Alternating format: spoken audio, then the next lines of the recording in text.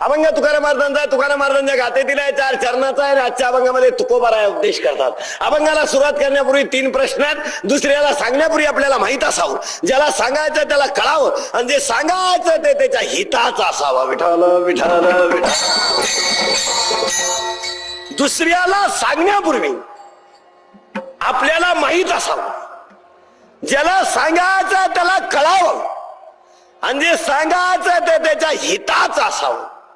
आणि हिताचे सांगणारे आतापर्यंत जगात फक्त 2 झाले, एक आईवडील आणि 2 संत.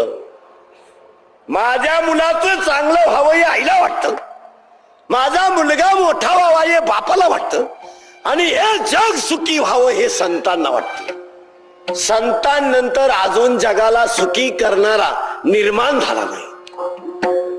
आजच्या अभंगामध्ये तुकोबाराय उपदेश करतात. प्रश्न